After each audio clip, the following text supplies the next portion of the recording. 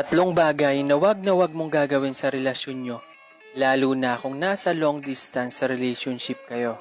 Una, yung makalimutan nyo mag-update sa partner nyo kahit isang araw lang. Dahil dyan magsisimula yung pagiging matamlay ng relasyon nyo. Hindi mag-update ng isang araw hanggang sa maging maraming beses na. Hanggang masanay kayo na wala na ang update sa isa't isa. Pangalawa, yung hindi nyo inaayos yung away nyo sa buong araw. Yung nagpapataasan kayo ng pride kung sino ang unang makikipag-ayos. Huwag nyong sanayin yung ganon. Maniwala ka o sa hindi. Isa sa inyo ang magsasawa. At ang huli at pinaka-importante, huwag ka magi-entertain ng iba bukod sa kanya.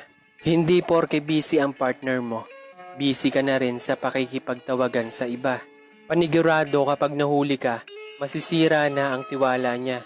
At yan yung mahirap mawala. Dahil hindi natitigil yan sa pag-overthink kapag hindi kayo magkasama. Kaya kung gusto mo maging matibay ang relasyon nyo kahit LDR kayo, gawin mo yung mga bagay na to.